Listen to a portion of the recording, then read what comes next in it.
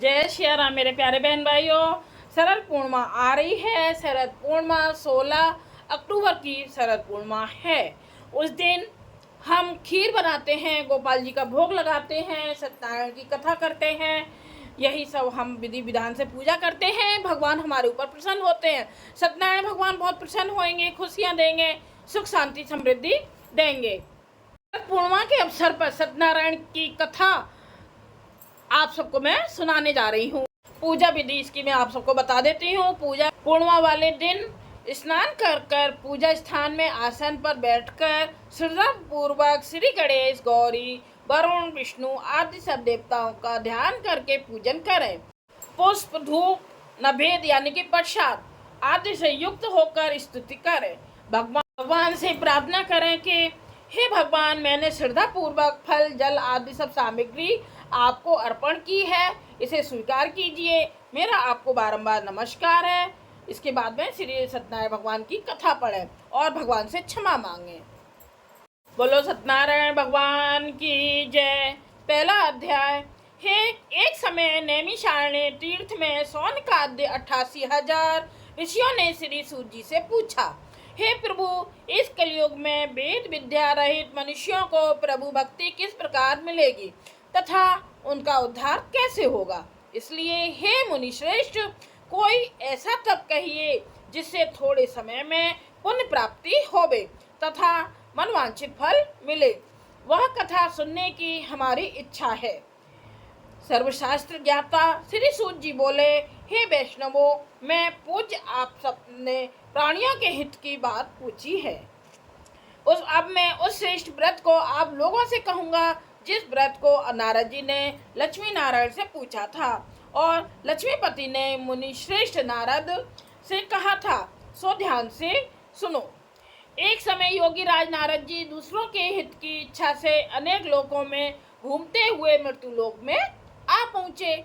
यहाँ अनेक योनियों में जन्मे हुए प्राय सभी मनुष्यों को अपने कर्मों द्वारा अनेकों दुखों से पीड़ित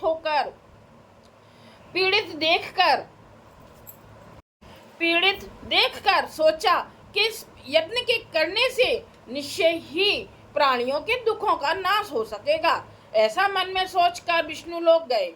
वहां श्वेत वर्ण और 4 भुजाओं वाले देवों के ईश नारायण को देखकर, जिनके हाथों में शंख, चक्र, गदा और पद्म थे तथा वर माला पहने हुए थे, स्तुति करने लगे, हे भगवान, आप अत्यंत शक्ति से संपन्न हैं।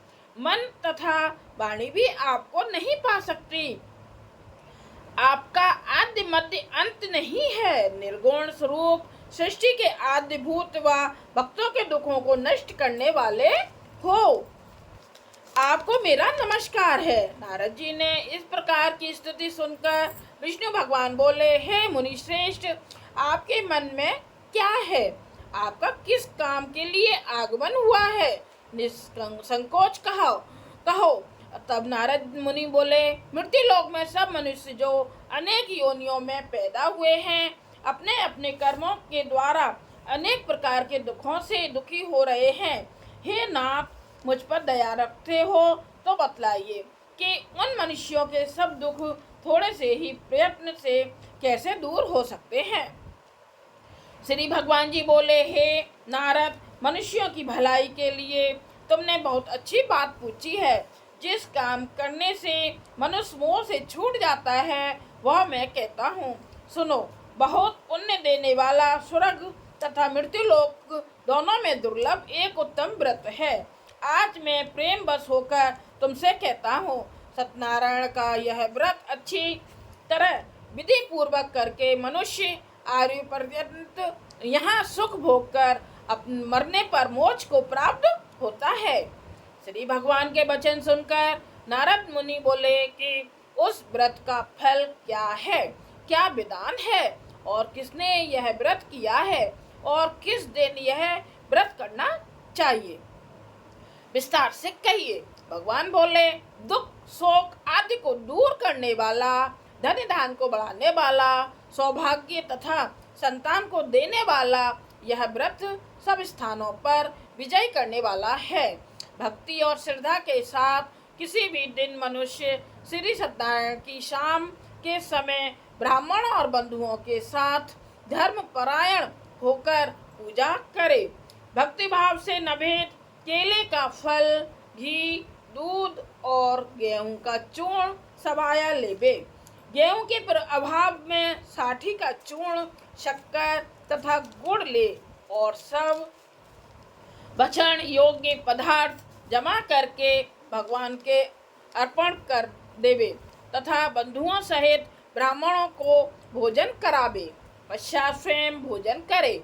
नृत्य गीत आदि का आचरण कर सत्यनारायण भगवान का स्मरण करता हुआ समय व्यतीत करे। इस तरह व्रत करने पर मनुष्यों की इच्छा निश्चय पूरी होती है। विशेषकर कल काल में भूमि पर यही मोक्ष का सरल उपाय है। बोलो सत्यनारायण भगवान की जय। पहला अध्याय यह समाप्त हुआ।